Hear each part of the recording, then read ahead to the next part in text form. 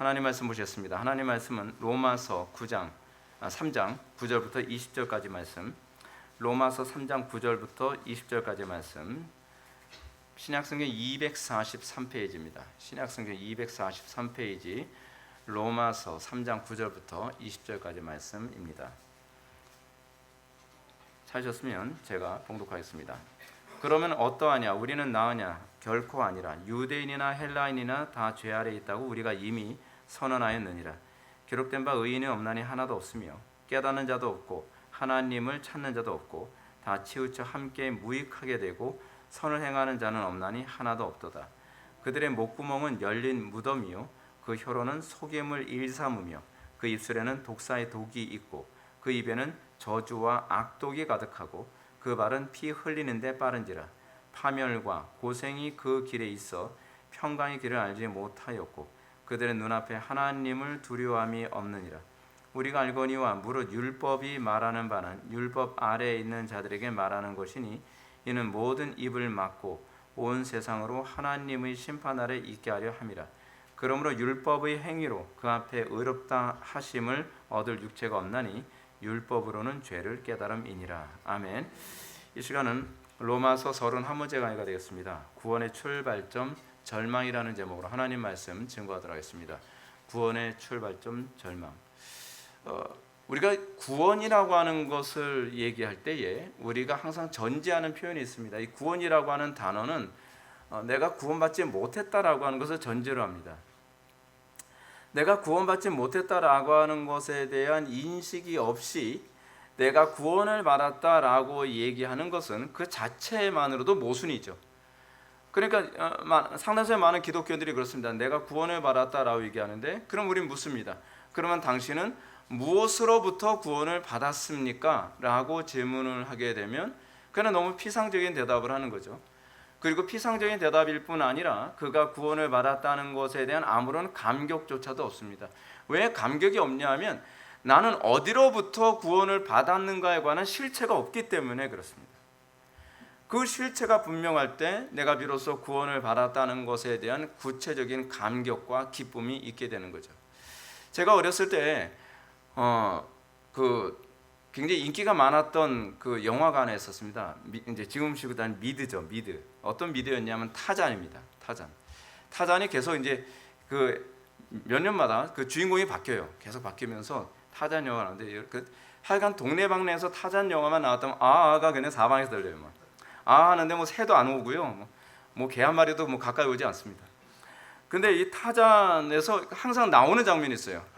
거의 반복해서 매번 나오는 비슷한 장면이 있는데 그것이 뭐냐면 악당이 막 도망갑니다. 막 도망가다가 늪으로 잘 안 보이거든요. 늪 위에 이렇게 뭐 낙엽 같은 게 막 깔려 있고 그러니까 악당이 막 도망을 가는데 타잔은 아무래도 그 정글이 어떤지 잘 아니까 거기 가면 안 돼. 거기 가면 늪에 빠진단 말이야 하는데 거도 모르고 뛰다가 그냥 푹 빠집니다. 푹 빠지고 나면 이제 타잔은 또 정의의 사도잖아요. 그러니까 착하죠. 그러니까 타잔이 밧줄을 이제 던져줍니다. 밧줄이라고 해봐야 뭐 넝쿨이죠. 넝쿨 하나 딱 싹 던져줘요. 그러면 악당이 어떻게 하냐면 이 둘 중에 하나로 항상 나타납니다.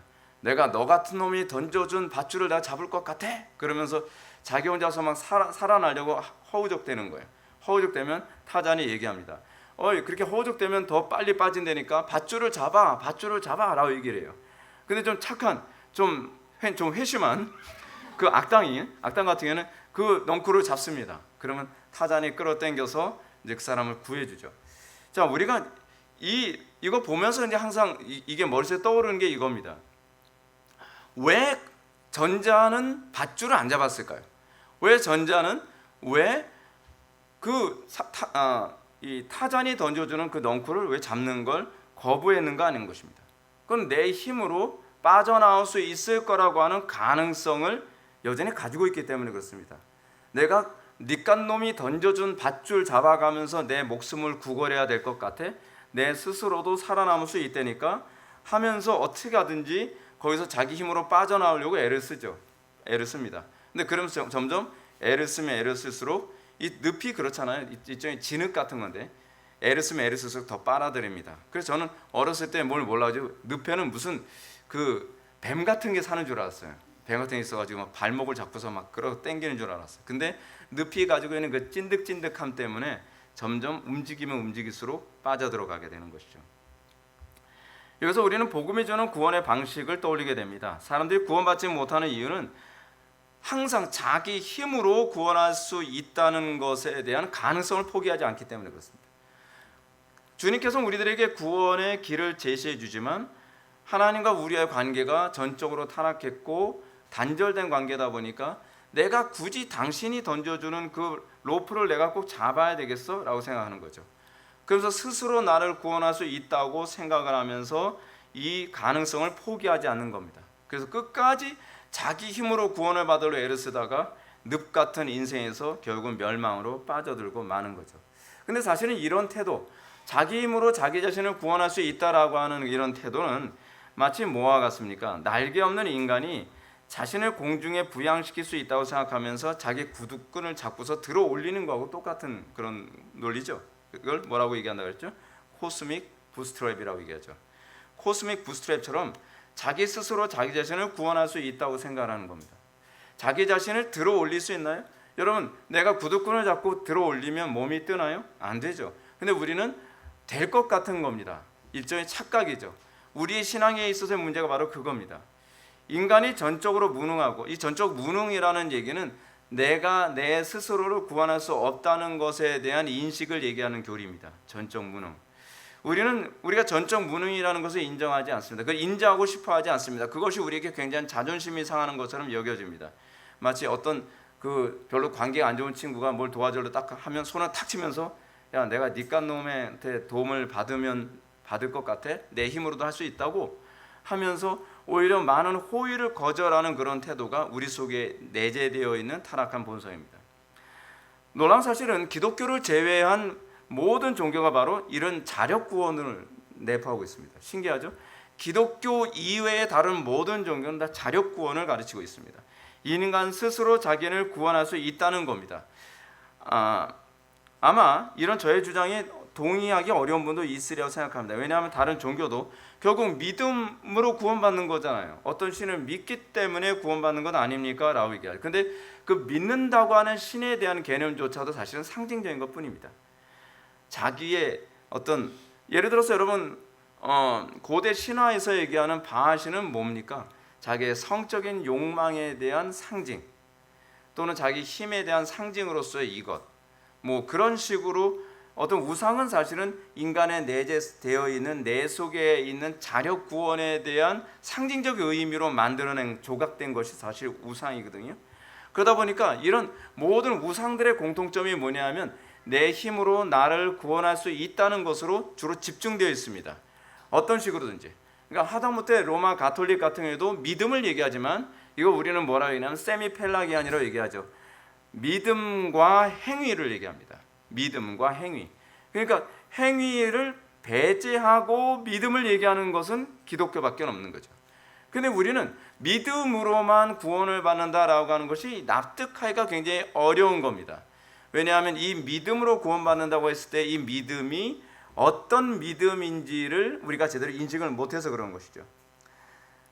그러니까 하다못해 로마 가톨릭에서 얘기하는 믿음 또는 이방 종교에서의 믿음 같은 경우에도 여러분들이 믿음을 점검하는 데 있어서 굉장히 조심해야 될 것이 뭐냐면 나도 믿음으로 구원받는다는 걸 믿습니다라고 얘기하지만 그 믿음이 자기의 공로에 대한 효력으로서의 믿음으로 생각할 경우가 굉장히 많이 있습니다. 그게 바로 로마 가톨릭입니다. 천주교는 어떻습니까? 자기 공로에 대한 믿음입니다. 성례에 대한 믿음입니다. 성례의 효력에 대한 믿음입니다. 결국 자력구원이죠. 그래서 구원을 받지 못하는 겁니다. 기독교 안에 나타난 이단들도 잘 들여다보면 결국은 예외 없이 자력구원을 가르칩니다. 복음을 가르치는 것 같은데 사실은 인간의 공로와 의를 통한 구원이 내재되어 있어요. 그것을 우리는 뭐라고 얘기하냐면 흔히 알미니안주의 또는 세미펠라기안주의라고 얘기를 합니다. 자, 각서라고 오늘 본문으로 들어가겠습니다. 사도 바울은 이제까지 이방인들과 유대인들의 문제점을 차례대로 비판했습니다. 바울이 지금까지 비판한 것은 모든 인류가 하나님 앞에서 자신을 구원할 수 있다는 어떤 능력 없음을 알려주고자 하는 것입니다. 그러므로 바울은 구원을 받았다고 하는 로마 교인들이 어떻게 구원받게 된 것이며 그들이 받은 구원의 출발이 어디서 온 것인지 알려주고자 합니다. 여러분, 우리가 이 구원에 관한 문제에 있어서 명확하게 좀 생각해 볼 필요성이 있습니다. 제가 구원에 관해서 거의 5년에서 7년 정도를 고민을 했는데, 우리는 구원에 관해서 별로 이렇게 고민 안 하고 우리는 구원을 받았다라는 말을 너무 쉽게 하는 경향성이 있습니다. 내가 구원을 받는다라고 했을 때에 내가 정말 구원을 받아야 되는 것에 대한 절박감을 느꼈는가라고 질문을 던질 때 상당수의 사람들이 별로 그 절박감을 느껴본 적이 없다는 겁니다. 중요한 건 구원이라고 하는 말이 나오기 전에 전제는 나는 구원에 대한 목마름을 느꼈는가에 관한 문제입니다. 그래서 율법이 나오는 거예요. 율법은 뭡니까? 율법은 내가 구원을 필요로 하는 존재라는 걸 자각시키는 것입니다. 내가 구원받아야 될 필요성을 느낀다고 하는 것, 그것을 느끼기 전에는 우리는 결코 구원을 받을 수가 없는 거죠. 이건 당연한 것 아닙니까? 우리가 목마르기 전에는 우리는 물을 찾지 않습니다. 우리가 배고프기 전에는 우리는 음식을 찾지 않습니다. 근데 우리는 나는 배고픈 적도 없는데 나는 음식을 먹었다고 생각하고 음식을 찾았다고 생각하고 나는 목마른 적도 없는데 나는 오아시스를 찾았다고 생각하는 겁니다. 그걸 우리는 뭐라고 얘기하죠? 착각이라고 얘기하는 거죠. 착각입니다. 그런 착각에 빠져서 신앙생활하고 종교생활하는 사람들이 얼마나 많은지 모릅니다. 그러다 보니까 나타나는 현상이 무엇입니까? 그가 비록 구원을 받았다고 하는데, 그가 물을 마셨다고 하는데, 물을 마셨으면 물을 마신 거에 대한 효력이 나타나야 되잖아요. 배고파서 밥을 먹었다고 한다면 이 밥을 먹은 것에 대한 효력이 있어야 되잖아요. 근데 그 효력이 전혀 나타나지 않는데 나는 구원을 받았다라고 생각을 하는 이런 모순에 사람들이 빠져드는 것입니다. 자, 9절 말씀 한번 보시겠습니다. 9절 말씀 보면, 그러면 어떠하냐? 우리는 나으냐? 결코 아니라. 유대인이나 헬라인이나 다 죄 아래 있다고 우리가 이미 선언하였느니라. 그래서 우리는 바울이 말하는 우리가 누구인가를 먼저 한번 봅시다. 그것은 바로 바울 자신을 비롯한 로마에 있는 기독교인들을 얘기하는 겁니다. 그리스도인들 혹은 독자 기독교인들을 말합니다.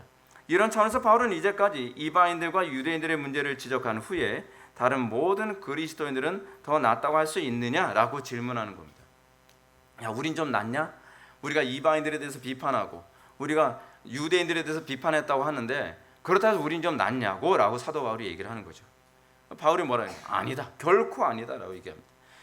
우리들이 구원을 받은 것은 다른 사람들보다도 의롭기 때문이 아니라 오히려 우리 모두가 다 죄 아래 있다고 합니다. 그렇습니다. 우리가 구원을 받은 것에 있어서는 전제가 무엇이냐면 우리가 구원을 받아야 될 필요성을 느끼게 됐다는 겁니다. 사람들은 강단에서 죄를 지적하는 걸 굉장히 싫어합니다. 사람들은 강단에서 우리의 비참함에 대해서 얘기하는 걸 되게 싫어합니다. 그런데 여러분들이 얼마나 비참한 존재인지를 인식하지 않는 상태에서 여러분들이 어떻게 구원을 받을 수 있습니까? 복음이 하는 첫 번째 일은 무엇이냐면 폭로입니다. 어떤 폭로입니까? 내가 얼마나 비참한 존재이며 내가 왜 구원을 필요로 하는 존재인지를 알게 하는 겁니다. 이런 거 있잖아요. 우리 애들 이제 검도를 배울 때 검도하는 애들 중에서 항상 이렇게 좀 깝죽거리면서 노력을 안 하는 애들이 있습니다. 좀 나름대로 한다고 생각하는 거죠. 그러면 관장이 본때를 한번 보여주죠. 본때 하면서 거의 손목이 부러질 정도로 손목 한번 때리든지 머리를 그냥 박살나게 한번 딱 때리고 나서 완전히 개판 나고 나면 그 다음에 내가 실력이 있는 게 아니구나, 나는 아무것도 아니구나 라고 하는 걸 깨닫게 되죠. 그리고 나면 비로소 거기서 각성되어지고 그러면서 이제 노력을 하기 시작을 하는 거죠. 구원을 찾기 시작을 하는 겁니다. 이게 일반 계시다 보니까 하나님께서 우리에게 하시는 일이 무엇이냐면 구원에 대한 필요성을 전혀 자각하지 않은 사람에게 하나님께서 무조건 구원을 그냥 헐값에 뿌리듯이 주시는 것이 아니라 일단은 내가 얼마나 비참한 존재이며 내가 얼마나 구원이 필요한 존재인지를 먼저 자각하게 하고 난 다음에 그 다음에 하나님께서 우리에게 구원을 주신다는 사실입니다. 왜 그럼 하나님께서 이렇게 하시는가? 첫째로 하나님은 합리적이시기 때문에 그렇습니다. 하나님은 비이성적이지 않습니다. 근데 우리가 하나님을 비합리적인 존재로 만들고 있습니다. 그래서 상당수의 많은 사람들이 영접기도 시키려고 애를 쓰면서 돌아다니는 사람들의 문제가 그겁니다. 구원에 대한 필요성을 느끼지도 않은 사람한테 영접기도 했으니까 당신 구원받았다는 거예요. 근데 그런 사람들이 감격을 느끼겠냐고요? 전혀 못 느끼죠. 그냥 미신이죠.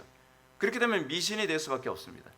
두 번째는 문제가 뭐냐면 사도 바울이 얘기하는 것처럼 이는 누구든지 자랑치 못하게 하려 함이라 라고 하는 것입니다. 여러분, 우리가 왜 남들보다 잘났고 우리가 남들보다 왜 도덕적이라고 생각을 하는 일이 생기는 겁니까? 그거는 내가 내 행위로 구원을 받았다라고 생각하기 때문에 그런 것 아닙니까? 우리가 소위 자랑질하는 게 이거잖아요. 나처럼 해봐라 요렇게잖아요. 그죠? 왜 너는 그런 걸 못해? 넌 왜 그 주일 성수 하나 제대로 못해? 왜 기도 생활 하나 제대로 못해? 그거는 내가 기도하고 내가 주일 성수하고 내가 어떤 경건한 삶을 살고 내가 도덕적으로 살게 되어진 이 모든 것들이 하나님께서 거저 주시는 은혜의 결과 또는 구원의 결과라고 생각하기보다는 내가 나를 구원한 결과라고 생각하기 때문에 그런 겁니다. 그러니까 이 자력 구원이 왜 나쁜 것이냐면 자력 구원으로 가게 되면 반드시 정죄로 가게 되어 있습니다. 그러니까 예를 들어서 여러분 그렇잖아요. 똑같은 어떤 부분에 성취를 했어도 하나님의 은혜 가운데 나는 아무것도 못하는데 내가 기도하면서 주님을 의지하는 가운데 하나님께서 나에게 지혜를 주셨고 하나님께서 나에게 노력할 마음을 주셨고 하나님께서 나에게 좋은 사람을 붙여주셨다는 것을 알게 될 때는 자랑할 것이 없죠. 근데 문제가 뭐냐면 내가 남들보다 똑똑하고 내가 노력하고 내가 잘나서 내 힘으로 했다 그러면 그 다음부터는 나보다 별 볼 일 없는 사람들 다 깔아뭉개는 거예요. 우습게 보는 거죠. 거기서 겸손을 기대할 수가 없습니다. 하나님께서 우리를 이끌어 가시는 가장 전형적인 방식이 무엇이냐면 예수를 믿는 자들로 하여금 겸손케 하는 데 있습니다. 그 겸손으로 이끌어가는 방식 중에 하나가 바로 이겁니다. 이는 누구든지 자랑치 못하게 하려 함이라. 이런 것이죠. 그러므로 하나님은 우리를 구원하시되 선행이 아니라 믿음과 은혜로 구원받게 하심으로 로마서 1장 14절의 말씀처럼 어떤 의식으로 살아가게 만듭니까? 빚진 자 의식으로 살아가게 만듭니다. 빚진 자 의식. 이것은 하나님의 지혜입니다. 선을 행하되 자기 의의를 자랑하지 못하게 하고 도리어 선을 행하되 빚을 갚는 마음으로 살아가게 만드는 것.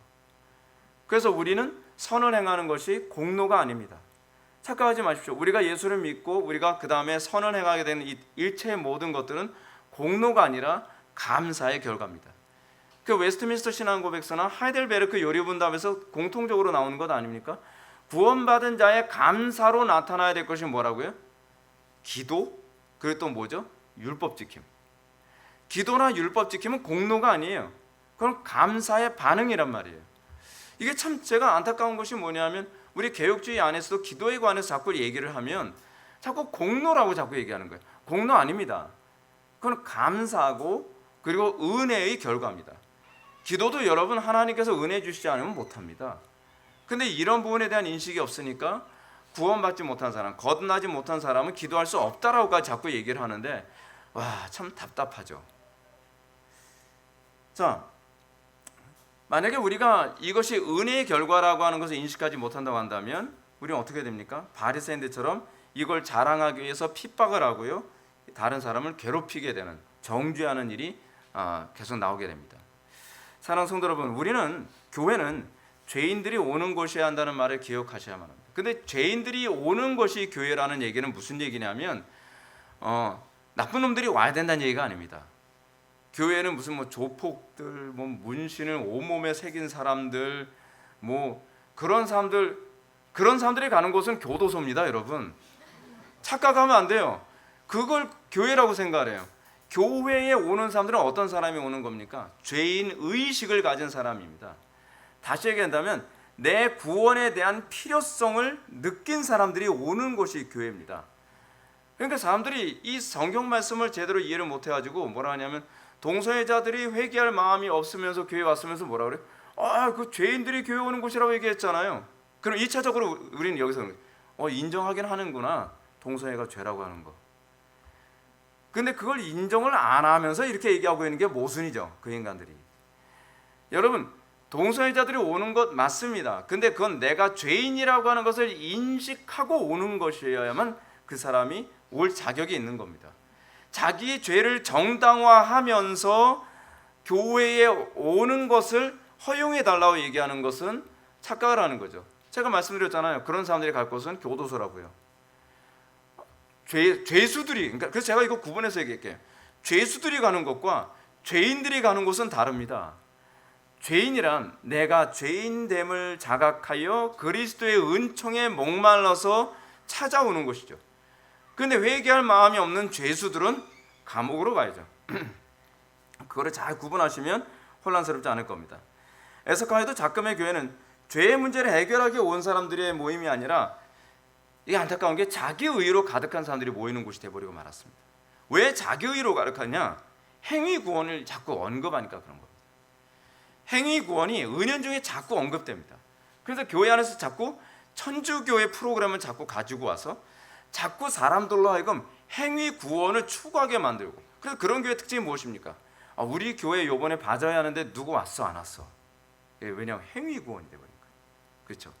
뭐 요번에 뭐 하는데 이 사람 참여했어 안 했어? 뭐 헌금을 했어 안 했어? 얼마 했어? 뭐 자꾸 이런 얘기하는 게 뭐냐면, 그것이 감사의 결과가 아니라 그것이 행위를 통한 구원이라고 생각하는 것 때문에 그래요. 그래서 자꾸 나의 행위를 기준으로 삼아서 다른 사람을 정죄하는 겁니다. 그래서 교회가 어떻습니까? 의인으로 가득하죠. 자기 의로 가득하고, 또 사교 모임이 되고, 돈과 권력과 사회적 권력이 있는 사람들이 모이는 곳이 돼버리고 말았습니다. 미국에는 한인교회들이 그래요. 그러니까 미국에는 한인교회들은 그냥 사교 모임이에요. 사교 모임. 신앙인으로서 정말 목마른 사람들이 가는 곳이라는 개념이 무너진 지가 굉장히 오래됐습니다. 한인교회 제안해서 얘기하는 겁니다. 그래서 어떻습니까? 이 교회는 어때요? 점점 자기의가 가득하고 세상에 대한 자기의 책임에 대한 의식은 점점 없어지고, 그리고 거룩하게 살아야 된다고 하는 것에 대한 그런 빚진 자 의식이 없는 겁니다. 우리가 예수를 정상적으로 믿었다고 한다면 우리에게 나타나는 것은 첫 번째 빚진 자 의식. 사도 바울이 얘기하죠. 빚진 자 의식에 나타나는 것과 어울려서 또 하나는 뭐예요? 하나님 나라 군병 의식. 이 두 가지가 당연히 나타나야 되는 거거든요. 왜냐하면 그리스도의 은혜로 내가 구원을 받았는데, 이 은혜를 받은 것은 하나님께 빚지고 그리고 이웃에게 빚진 거거든요. 그 사도 바울이 얘기하는 차원에서의 빚진 자에 관한 관점이죠. 바울은 나의 빚짐에 관해서 이웃에 대해서 어떻게 생각을 합니까? 내가 저들의 구원을 위해서 나를 구원하셨다. 그래서 자연적으로 파생되어지는 사고가 뭐냐면 십자가 군병으로서의 삶, 그렇죠? 헌신된 그리스도인으로서 삶을 사는 거죠. 그건 의무가 아니라 그거는 빚진 자 의식이 만들어내는 결과입니다. 이것이 없으면 여러분들은 아직 구원이 무엇인지를 아직 체감하지 못하고 있는 거죠. 그러므로 바울은 우리 그리스도인들이 구원받을 수 있었던 것은 자신의 공로에 있지 않고 자기 스스로 죄인됨을 인정하는 것에서 시작됐음을 말하고자 합니다. 반면 이방인들이나 유대인들이 구원받지 못하는 이유는 자기 의와 자기의 능력을 의지했기 때문입니다. 아까 늪에 빠진 사람들처럼 말이에요. 오늘은 여러분들 목사님 왜 저는 이렇게 구원의 그 현상이 잘 안 나타나죠? 라고 했을 때 여러분들이 점검해야 될 특징 중 하나가 뭐냐면, 나는 내 공로를 더 의지하는가, 내 의를 더 의지하고 있는가에 관해서 점검해 볼 필요성이 있습니다. 유대인들이 구원받지 못하는 이유가 거기에 있었던 거였거든요.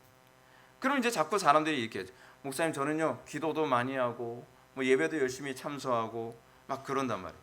근데 이 부분이 잘 분별해야 되는 것이 뭐냐면, 해야 돼요. 당연히 기도해야 되고, 당연히 예배 열심히 참석해야 되고, 당연히 여러분들이 모임에도 열심히 참석해야만 합니다. 근데 이것이 구원의 조건으로서 행동하는 겁니까? 아니면 그리스도를 목말라서 하는 겁니까? 그리스도께 소망을 두고 그리스도를 붙잡기 위해서 기도하는 것인가? 그리스도를 붙잡기 위해서 예배하는 것인가? 완전히 다른 얘기입니다. 근데 이게요, 감이 잘 안 와요. 감이 잘 안 와요. 그래서 율법이 필요한 겁니다. 칼빈이나 종교개혁자들 또는 청교도들이 흔히 얘기하는 것처럼 율법을 가르치면 사람들한테 나타나는 첫 번째 반응은 항상 똑같습니다. 율법으로 의로워지려고 하는, 율법으로 구원을 받으려고 하는 가증애를 닫습니다. 아니라고 하죠. 왜냐하면 자기는 몰라요. 자기는 율법으로 자기가 행위로 구원받으려고 하는지 자기가 몰라요. 근데 하다가 나중에는 포기하게 되면 어떤 현상이 나타나냐면, 하나님은 살든지 죽든지 주 뜻대로 하소서 상태가 가요. 그랬을 때 그것이 우리 정과 알고 십자가에 못 박는 현상이거든요. 그때 비로소 그리스도의 은혜가 무엇인지 알게 되어져요. 그래서 전에 미국의 대통령 중에 그 누구죠?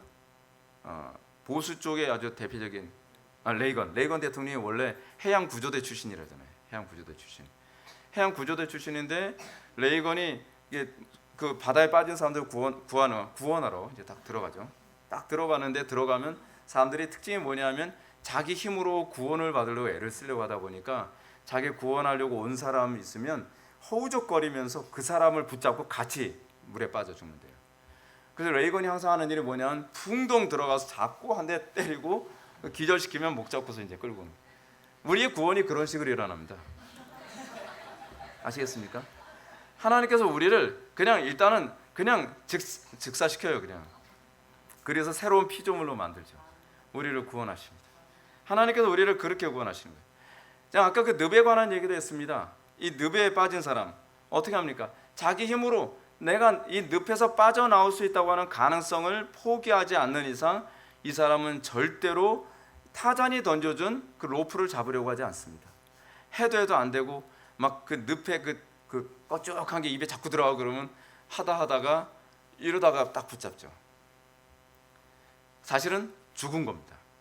그 상태에서는 죽은 겁니다. 우리의 구원은 항상 죽음이 전제되고 그리고 나서 구원이 따라옵니다. 문제는 우리가 죽지 않고 구원을 받을 수 있다고 생각을 하거나 죽지 않고서도 구원을 받을 수 있다고 가르치는 것이 문제입니다. 여러분, 기분 좋게 구원받는 법이 없습니다. 여러분들의 정과 육을 십자가에 못 박지 않고 구원받을 수 있는 법이 없습니다. 여러분들이 철저히 절망하지 않고 그리스도를 붙잡는 법은 없습니다. 왜냐하면 우리가 타락했기 때문에 우리는 기분 좋게 주님께서 던져주시는 그 복음을 받아들이질 않습니다. 우리는 내 자신에게 가능성이 없다는 걸 인정할 때에 비로소 그리스도께 모든 걸 맡길 수 있게 됩니다.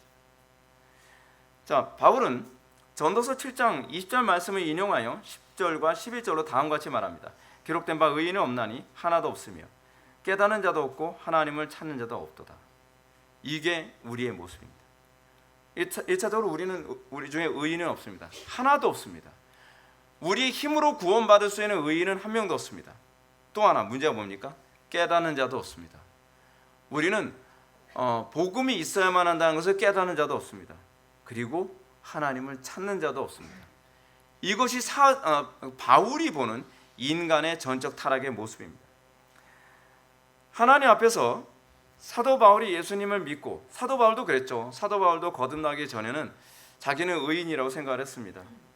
자기가 거듭나기 전에는 자기 나름대로 깨닫는 자라고 생각을 했습니다. 자기가 거듭나기 전엔 자기 나름대로 하나님을 찾는 사람이라고 생각을 했습니다. 그 유대인들이 다 그렇게 생각하지 않나요? 그렇게 생각을 하죠. 근데 이 구원이, 내가 구원을 받고 나니까 아니구나. 여러분, 토탈 디프레비티 또는 토탈 이너빌리티를 이해하는 것은 사실은 거듭난 이후에 이해가 되어집니다. 거듭나기 전에는 내가 전적으로 타락했다는 걸 인정 못합니다. 내가 깨달음이 없다는 걸 인정 못합니다. 그리고 내가 전적으로 무능하다는 것을 인정 못합니다. 근데 구원을 받고 나면 난 하나님을 제대로 찾은 적도 없었고, 나는 깨달은 적도 없었고, 나는 의로웠던 적이 없었구나라고 하는 것을 알게 되는 거죠. 제가 전에 부교육자 생활을 하는데 어느 교회에 그 담임 목사님의 사모님이 원래 천주교 신자였는데 그 목사님과 결혼해서 개종을 해가지고 기독교로 이제 개종하신 분이에요. 근데 이분이 제가 부교육자 생활하는데 저보고 이제 그러는 거예요. 전사님, 저기는 저 자매 참 이쁘지 않아요? 저 자매 보면은 참 학생들 사이에서 유난히 다른 애들을 잘 돌봐주고 잘 섬기고, 하나님께서는 아마도 저 아이가 너무나 착하니까 구원해 주신 것 같아요 라고 얘기하는 거예요. 속으로 천주교다. 진짜 여전히 천주교구나. 여러분, 우리가 구원받을 만한 자격이 있어서 구원받은 거 아닙니다. 우리가 뭔가 의롭고 우리가 뭔가 선했기 때문에 구원받은 것 아닙니다. 하나님 앞에서요, 의인은 없습니다. 깨닫는 자도 없습니다. 하나님을 참되게 찾는 사람도 없습니다. 만약에 우리에게서 뭔가 구원할 만한 자격이나 우리를 구원할 만한 어떤 가치가 있어서 우리를 구원했다면 갈라디아서 2장 21절 말씀처럼 그리스도께서 헛되이 죽으셨느니라 라고 고백하는 겁니다. 그 사람은 굉장히 심각한 얘기를 하는 겁니다. 그리스도의 죽음을 헛되게 하는 것입니다. 왜 우리는 알미니안주의를 받아들일 수 없냐 하면, 알미니안주의의 가장 심각한 문제는 뭐냐면 그리스도의 죽음을 헛되이 하기 때문에 그렇습니다. 천주교의 문제가 왜 심각하다고 얘기하냐면 천주교는 그리스도의 죽음을 헛되이 하고 있기 때문에 그렇습니다. 물론 천주교에서도 그리스도의 십자가의 죽으심, 부활하심 다 고백하죠. 동정녀 탄생 다 고백하죠. 근데 문제는 뭐냐면 다 고백을 하는데 행위 구원을 얘기함과 동시에 그리스도의 죽음을 헛되이 만들어 버리는 거예요. 그러니까 굉장한 모순을 범하고 있는데 사람들이 그걸 전혀 발견하지 못하는 거죠. 우리는 타락한 인간의 선행과 수행이 구원을 받는데 얼마나 헛된 것인지 불교의 큰 지도자였던 성철 스님을 통해서 우리는 좀 알 수가 있습니다. 1993년 11월 6일자 조선일보의 이규택 코너에서요, 성철 스님이 자신이 죽기 전에 저 열반송이라고 하는 것을 이제 기록을 하는데 그 열반송의 내용을 그대로 이규택 코너에 실었습니다. 그 내용을 한 부분만 제가 인용해 드리면 이렇습니다. 열반한 성철 스님은 마지막 남긴 열반송에서 자신이 이승에서 지은 죄업이 얼마나 많은지 숨이 산을 넘친다고 했다. 그 죄업으로 큰 스님은 산채로 불타오르는 아비규환의 지옥에 떨어져 그 한을 만갈래로 갈기갈기 찢길 소원했다. 이렇게 기록하고 있습니다. 물론 이렇게 기록한 것에 관해서 사람들은 불교 쪽에서는 이게 그런 의미가 아니라 기독교에서 얘기하는 그런 의미 맞습니다. 이 성철 스님이 이렇게 얘기한 부분은 이미 불교의 이 삼불교례도 잘 나와 있습니다. 여러분, 성철 스님이 여러분 어느 정도로 수행을 끝내주게 했냐면 16년 동안요 솔잎가루와 쌀가루만 먹으면서 살았습니다. 16년 동안요. 그 10년 동안은 장좌불와라고 해서 오래 앉아 있고 불와 눕지 않은 일을 10년 동안 했습니다. 그래서 이 좌선한 상태에서 목 주변에 칼을 대고 10년을 이렇게 주무셨다는 거예요. 네. 그럼에도 불구하고 그러니까 거의 초인이죠. 네. 근데 이거는 사람의 힘으로 안 됩니다. 어떤 영에 사로잡혀 있지 않으면 안 돼요. 제가 옛날에 해봐서 알아요. 그러면서 성철 스님이 한 말이 뭡니까? 자신의 죄 많은 모습을 보고 산채로 불타오르는 아비규환의 지옥에 떨어져 죽기를 소원했다고 얘기합니다. 근데 이게 불교의 삼불교례에 나오는데요. 불교의 삼불교례 하게 되면은 이런 게 있습니다. 업보중생 제도불능, 무연중생 제도불능, 삼세중생 제도불능이라고 하는 것이 있습니다. 이걸 삼불교례라고 얘기하는데, 업보라고 하는 것은 죄 문제를 얘기하는 거예요. 불교에서는 죄를 업보라고 얘기합니다. 그 무연중생 제도불능이라고 하는 것은 그 사람들과의 그 인연의 문제는 극복할 수 없었다. 그리고 삼세중생 제도불능이라고 하는 것은 뭘 얘기하는 것이냐 하면 과거, 현재, 미래라고 하는 이 3세의 문제를 어떤 수행으로도 내 종교적인 능력으로도 극복할 수 없었더라라고 얘기하는 거예요. 그래서 운명을 극복할 수 없었다라고 얘기하는 거죠. 근데 특히 이 성철 스님이 얘기하는 이 부분은 이 업보중생 제도불능에 관한 문제입니다. 죄 문제. 아무리 수행을 해도 이 죄 문제는 해결할 수 없었더라. 그리고 오히려 수행을 통해서 자기가 발견하게 된 것이 무엇이냐면 내 죄가 얼마나 많은지 수미산을 능가한다라고 얘기했습니다. 수미산 하게 되면은 엄청나게 큰 가상의 불교의 산이거든요. 그 산을 능가할 만큼의 내 죄를 보았다라고 얘기하는 거예요. 그렇습니다. 복음이 하는 첫 번째 일은 우리의 힘으로 우리를 구원할 수 없다는 것, 우리의 수행으로, 우리의 선행으로 우리를 구원할 수 없다는 것을 인정받는 것에서부터 복음이 출발합니다. 그걸 인정하면 그 다음에는 그 구원이 다른 곳에 있지 아니하고 오로지 그리스도께만 있다라고 우리들에게 가르치고, 그래서 우리가 그 그리스도를 붙잡을 때에 비로소 구원이 일어나게 되는 것입니다. 계속해서 바울은 12절에서 시편 24편의 말씀을 인용하여 다음같이 말합니다. 다 치우쳐 함께 무익하게 되고 선을 행하는 자는 없나니 하나도 없도다. 이 말은 우리의 모습이 온통 무익한 것을 추구하여 마음의 생각조차 부패한 인간 상태라는 것을 의미합니다. 거듭난 그리스도인들은 자신이 바로 이처럼 마음속에서 온통 무익한 것을 추구하는 악한 본성이 있음을 인정하는 사람입니다. 우리는 그걸 인정합니다. 과거에 그걸 인정하고 구원받았고, 구원받은 이후에도 우리는 무익하다는 것을 인정하며 살아갑니다. 그래서 우리는 어떻습니까? 우리는 세상과 싸웁니다. 우리는 부정과 싸웁니다. 그리고 죄와 싸웁니다.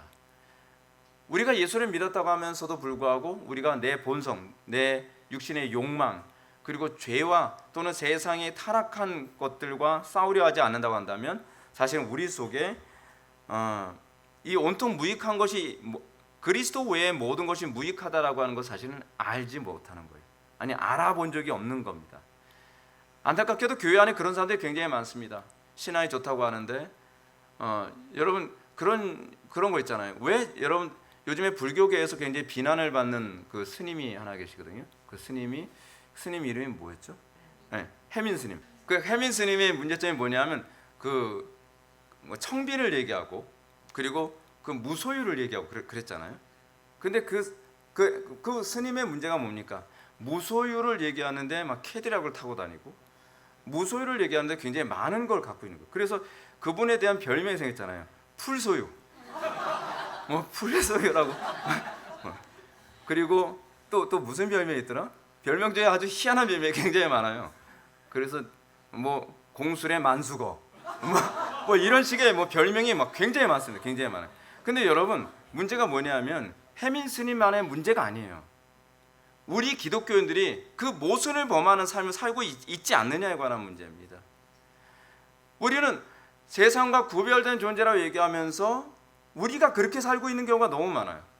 세상에 집착하고 세상 것을 더 많이 소유하지 못해서 얼마나 안다는지 모릅니다. 그래서 안 믿는 사람들한테 자꾸 손가락질 받는 겁니다. 그걸 자꾸 그 해민 스님한테만 저격을 할 문제가 아니에요. 우리는 안 그러냔 말이에요. 우리는요. 제가 여러분한테 묻고 싶은 것이 이겁니다. 여러분은 이걸 인정합니까? 만물보다 거짓되고 심히 부패한 것이 사람의 마음이라. 우리는 그걸 인정하고 그리고 우리는 죄와 싸우기에 피 흘리기까지 싸우며 어떻게 하든지 우리가 거룩함을 위해 살아가고 이 땅에 하나님의 통치를 구현하며 정의가 하수같이 공법이 물같이 흐르는 세상에 대한 열망을 우리는 갖고 살아갑니까? 문제가 기독교인들이 그런 해민 스님 못지않은 위선으로 가득하다는 것이 문제입니다. 계속해서 바울은 시편의 글을 인용하여 13절부터 18절까지 우리가 얼마나 악한 존재인지 깨닫는 것에 대해서 말합니다. 그들의 목구멍은 열린 무덤이요 그 혀로는 소금을 일삼으며 이게 우리의 모습이라는 거예요. 그 입술에는 독사의 독이 있고 그 입에는 저주와 악독이 가득하고 그 발은 피 흘리는데 빠른지라 파멸과 고생이 그 길에 있어 평강의 길을 알지 못하였고 그들의 눈앞에 하나님을 두려움이 없느니라. 이 표현들은 바울이 자기가 구원받기 이전에 자기가 이런 상태였다는 것을 회상하는 것이기도 합니다. 그렇지, 이게 내 모습이었지. 자기가 율법을 얘기하지만 사실은 율법을 얘기하는 그 목구멍은 온통 무덤이었고 그리고 소금을 일삼고 독사의 독이 가득했지. 그 저주와 악독이 가득하고. 참 아이러니하지 않습니까? 예수님을 영접하기 이전에 바울은 자기 자신은 항상 율법을 얘기하는 사람이었기 때문에 자기는 굉장히 거룩한 사람이라고 생각을 했단 말이에요. 근데 알고 보니까 내 목구멍은 무덤이었고 혀로는 소금을 일삼으며 입술에는 독사의 독이 있고 그 입에는 저주와 악독이 가득했다는 거예요. 또한 자기가 율법을 지키고 행했기 때문에 자기는 굉장히 거룩한 일을 하며 살아간다고 생각을 하는데 그 발은 피 흘리는 데 빨랐고 파멸과 고생이 그 길에 있어 평강의 길을 알지 못했다는 거죠. 오늘날 우리 기독교인들 중에서 얼마나 이런 모습이 가득합니까? 우리가 그리스도를 만났다고 한다면 그리스도 안에서의 그 생명의 부유함, 은혜의 부유함을 알게 되었다고 한다면 우리가 이전의 모습이 그럴 뿐만 아니라 여전히 내 겉사람에게 있어서 이것이 계속 뿜어져 나오고 있는 존재라는 것을 얼마나 인식하고 살아가냐에 관한 문제입니다. 그래서 바울이 지금 이사야서 59장 7절부터 8절 말씀이나 시편 7절을 인용해서 지금 얘기하는 것인데 바울이 구약 성경의 말씀을 인용하여 로마 성도들에게 말하는 그 이유가 뭐겠습니까? 바울은 자신이 회심하기 전에는 이 말씀들이 자기와 아무 상관이 없는 줄 알았다는 거예요. 시편을 읽으면서도 저희 목구멍은 열린 무덤이며 그 혀로는 소금을 일삼으며 그 입술에는 독사의 독이 있고 시편을 매번 읽을 때마다 남 얘기인 줄 알았던 거예요. 또 이사야서를 읽을 때마다 그 발은 피 흘린 데 빠른지라 파멸과 고생이 그 길에 있어 평강을 알지 못하고 저희 눈앞에 하나님을 두려움이 없느니라 함과 같으니라 라고 한 이 이사야서의 말씀이 나하고 아무 관계가 없는 줄 알았다는 겁니다. 근데 자기가 예수님을 영접하고 나서 보니까 이게 나였다라고 하는 것을 알게 된 거죠. 그래서 이런 하나님의 말씀이 자신으로 하여금 날마다 회개하는 자리에 나오도록 만들었다는 겁니다. 너희들에게 이런 자각이 있느냐에 관해서 사도 바울이 질문을 던지는 거죠. 사랑하는 성도 여러분, 우리가 거듭났다고 한다면, 우리 속에 그리스도의 영이 들어왔다고 한다면, 우리 속에 진리의 영이 들어왔다고 한다면 이제 보입니까? 내 목구멍이 열린 무덤과 같다는 것을 우리는 느낍니까? 우리가 독사의 도구로 가득하고 거짓을 베푸는 것을 너무나 좋아하고 있는 우리의 모습을 발견해야 됩니까? 여러분, 루터가 얘기한 것처럼 우리는요, 의인이 된 것이 아니라 의롭게 된 죄인일 뿐입니다. 신분적으로는 의롭게 됐지만 우리는 끊임없이 이 시편의 말씀이나 이사야서의 말씀처럼 우리의 타락한 옛 아담으로부터 물려받은 우리의 타락한 본성은 끊임없이 이렇게 살기를 원하는 겁니다. 그것이 우리의 모습입니다. 우리가 거듭났기 때문에 죄를 짓지 않게 됐다는 것이 아닙니다. 우리는 거듭났기 때문에 내가 그 죄를 짓고 있다는 것을 볼 수 있게 됐다는 겁니다. 볼 수 있게 됐다는 것은 이제는 그 죄와 싸울 수 있게 됐다는 겁니다. 우리의 양심이 이제는 좀 더 클리어해진 거죠. 근데 이 죄의 본질을 바울은 뭐라고 했냐면 하나님과의 관계로 인식하는 겁니다. 다윗이 그러죠. 다윗이 우리아의 아내 밧세바를 범하고 우리아를 죽이고 난 다음에 다윗이 했던 고백에서 아주 핵심적인 것 중 하나가 이것입니다. 내가 주께만 범죄하여 주의 목전에 악을 행하였사오니라는 것입니다. 우리는 더 이상 죄를 합리화하지 않습니다. 우리는 우리의 죄에 대해서 자각하고 하나님 앞에서 나의 죄악됨에 대해서 탄식하며 기도하고 회개하고 다시 하나님께서 기뻐하시는 삶으로 돌아가기 위한 몸부림의 연속선상에 있습니다. 우리가 끊임없이 자기 죄를 합리화한다면 그것은 올바른 신앙이 아닙니다. 거듭난 사람은 죄에 대해서 세상의 기준에 따라다니지 않습니다. 왜 거듭났다고 하는데 자꾸 철학 따라다닙니까? 왜 오늘날 신학자들이 그 신학을 공부하고 나서 이거로 부족하다고 왜 세상의 철학을 자꾸 가미하기를 원합니까? 그 이유는 죄악과 그 불경건을 자기는 정당화하고 싶은 겁니다. 철학을 자꾸 섞는 이유는 거기에 있습니다. 진화론이 나는 기독교인이지만 난 진화론에 왠지 마음에 끌려. 근데 진화론을 얘기하게 되면 날 나쁜 놈이라고 볼 것 같으니까 거기다 유신 진화론으로 교묘하게 독을 타는 거죠. 좋은 음식에 한 방울에 독을 타서 사람을 다 죽여버리는 겁니다. 요즘 이 시대의 문제가 그겁니다. 좋은 얘기 굉장히 많이 합니다. 근데 거기에 자꾸 독을 타요. 근데 사람들은 한 90%의 올바른 얘기를 하니까 거기에 독이 탔다는 걸, 독이 들어갔다는 걸 인지를 못하는 거예요. 마치 로마 가톨릭의 문제가 그것이라고 제가 말씀드리지 않았습니까? 동정력 탄생 인정합니다. 예수 그리스도의 두 번성 1인격에 대해서 인정합니다. 삼위일체 하나님 인정합니다. 예수 그리스도의 죽으심과 부활 인정합니다. 기본적인 고리교는 다 인정합니다. 그리고 거기다가 독을 듬뿍 탑니다. 문제가 이겁니다. 그러니까 로이 존스 목사님이 이런 얘기합니다. 우리는 강단의 설교를 분별할 때에 저 사람이 어떤 틀린 말을 했는가라는 것을 찾기보다는 우리는 해야 될 말을 하고 있지 않는가를 볼 줄도 알아야 된다고 얘기합니다. 근데 오늘날 강단에서의 또 하나의 문제는 뭐냐면 옳은 말을 하고 나서 은연중에 독을 타고 있는 것을 우리는 못 본다는 사실입니다. 그 독이 어떤 식으로 들어와요? 우리에게 너무 익숙한 철학이라는 방식으로 들어와요. 굉장히 심각합니다. 요즘 전 세계적으로 동성애가 합법화되는 현상을 보고 있습니다. 마약과 음란물이 합법화되는 나라들이 점점 늘어나고 있습니다. 교회가 점점 힘을 잃고 타락합니다. 왜 그렇습니까? 왜 이런 현상이 자꾸 일어납니까? 그 이유가 뭐겠습니까? 세상의 철학이 교회 안에 들어오기 때문에 그렇습니다.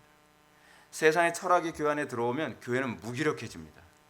세상의 철학이 교회에 섞이게 되면, 여러분 하나님의 말씀의 특징이 무엇입니까? 더하거나 감하지 말라는 거잖아요. 근데 더할 땐 뭘 더합니까? 철학을 더하죠. 그걸 더하고 나면 기독교인인 것 같은데 힘이 없어요. 그렇죠? 뭔가 보약이라고 먹은 것 같은데 자꾸 몸에 기운이 자꾸 빠져요. 왜 자꾸 기운이 빠질까? 옛날에 어떤 사람이 자기 남편을 죽일 때 보약에다가 조금씩 뭐 독약을 타는 그런 경우가 있었다 그러잖아요. 자꾸 시름시름 앓다가지고 시름시름. 오늘날 기독교인들이 자꾸 그겁니다. 시름시름 앓다가 죽어가는 기독교인들이 사방에 너무 많은 거예요. 왜 그럴까요? 철학을 타고 있기 때문에 그렇습니다. 철학이라고 하는 독을 조금씩 타고 있는 겁니다. 그러면서 선악의 기준이 하나님께 있는 것이 아니라 나에게 있다고 생각하도록 만들어서 많은 회중을 얻으려고 하는 겁니다. 그렇게 하면 더 많은 사람들이 교회에 옵니다. 사람들이 양심을 편안하게 해주면 더 많은 사람들이 교회에 옵니다. 그렇게 하면서 교회는 덩치가 커졌지만 그 덩치가 큰 그 교회가 아무 힘이 없습니다. 그래서 사도 바울은 19절과 20절 말씀 통해서 이렇게 얘기합니다. 우리가 알거니와 무릇 율법이 말하는 바는 율법 아래에 있는 자들에게 말하는 것이니 이는 모든 입을 막고 온 세상으로 하나님의 심판 아래 있게 하려 함이라. 그러므로 율법의 행위로 그 앞에 의롭다 하심을 얻을 육체가 없나니 율법으로는 죄를 깨달음이니라. 율법이 하는 역할이 뭐라는 겁니까? 죄를 깨닫게 하는 거예요. 율법이 하는 역할이 무엇입니까? 내 힘으로 나를 구원할 수 없다는 것을 항복을 받아내는 겁니다. 강단에서 율법을 설교하지 않으면 내가 그리스도가 왜 필요한데? 라고 생각하게 됩니다. 많은 사람들이 마치 이것입니다. 전혀 건강에 도움이 안 되는 음식을 잔뜩 먹이면 그냥 헛배만 부르잖아요. 헛배만 부른 사람한테 진수성찬을 차려놨다고 해서 거들떠 보지 않습니다. 이미 먹어서는 안 되는 걸로 배를 잔뜩 채워버린 겁니다. 지금 많은 교회들이 그렇습니다. 허영으로 교인들의 배를 채우고 자기 의로 배를 채우게 하고 그리고 세상의 위로와 편안함과 철학으로 배를 다 채우고 난 다음에 할렐루야 예수님 믿으십시오. 왜 믿어야 되죠? 나는 이미 배가 부른데 나는 예수를 믿어야 될 당위성과 필요성을 전혀 느끼지 못하는데 그러니까 복음을 원치는 않아요. 사람들이 교회에서 뭘 원합니까? 위로를 원합니다. 사람들이 교회에서 뭘 원합니까? 지식을 원합니다. 사람들이 교회에서 뭘 원합니까? 세속적인 즐거움과 세속적인 위로를 원합니다. 그거로 이미 저들은 배가 불러 있는 겁니다. 그런 상태에서 어떻게 복음에 반응할 수 있겠습니까? 자, 그러면 율법이 하는 일은 무엇입니까? 율법은 우리의 비참함을 끊임없이 자극하게 만듭니다. 내가 얼마나 죄악 가운데 있으며 내가 얼마나 구원이 필요한 존재이며 내가 얼마나 하나님의 은혜 없이 살 수 없는 절망적인 존재인지를 율법으로 계속 가르쳐줍니다. 계속 가르쳐줘요. 그래서 사람들이 좋아합니까? 안 좋아하죠. 안 좋아하죠. 맨날 교회 오면 그냥 죄책감만 들고 맨날 교회만 오면 목마르고 힘들고 절망적이고 그러니까 제가 전에 그런 말씀 드렸잖아요. 제가 청년부 사역 가는데 장로님 아들이 걔가 좀 공부 깨나 좀 한다고 그 교만 떠는 놈이었는데 그 놈이 저한테 와서 총무라고 그러는 거예요. 전사님 우리에게도 좀 그 비전을 얘기해 주세요. 다른 게 청년부 보면 맨날 비전 얘기하면서 청년부가 막 으쌰으쌰 하는데 우리 전사님 오자마자 맨날 장작 패듯이 우리한테 맨날 죄인이라고만 계속 후려 패니 그러니 아니 누가 교회 오고 싶어 하겠어요. 그러니까 제가 뭐라 그러겠어요. 야 죄인에게는 소망이 없어. 멸망뿐이야. 아 미치겠네 막 그런 거예요. 그렇죠. 아니 죄인에게 무슨 소망이 있어요. 내가 죄인이라고 하는 내가 절망적이라는 걸 알아야 그때 비로소 그리스도만이 소망으로 보이죠. 궁극적으로 제가 여러분들에게 던져주고자 하는 것은 그리스도만 소망으로 삼게 하는 것이지 그리스도 외에 다른 것을 소망으로 품게 하는 것 자체는요 위선이고 심각한 죄악입니다. 바울은 얘기합니다. 왜 하나님께서 우리에게 율법을 주시는가? 그 율법으로 죄를 깨달음이라. 율법으로 내가 얼마나 절망적인 존재인지를 깨닫게 합니다. 율법을 통해서 내가 얼마나 하나님의 은혜 없이는 살 수 없는 존재인지를 깨닫게 함이라. 그거죠. 그겁니다. 하나님께서는 구원을 필요로 하지 않는 구원을 열망하지 않고 주의 이름을 부르지도 않은 사람한테 여러분 구원을 주실 거라고 생각하지 마십시오. 그렇지 않습니다. 하나님은 굉장히 상식적이고 합리적이십니다. 하나님은 목마른 자에게 물을 주시고 배고픈 자에게 밥을 주시는 겁니다. 열대 동안 혈압병 앓았던 여인이 그리스도께만 소망을 품게 된 이유가 어디 있습니까? 많은 의원들에게 돈을 썼으나 차도가 없어서 결국 그리스도께만 붙잡게 된 거죠. 그랬을 때 그것이 진정한 믿음의 시작이 이루어지는 겁니다.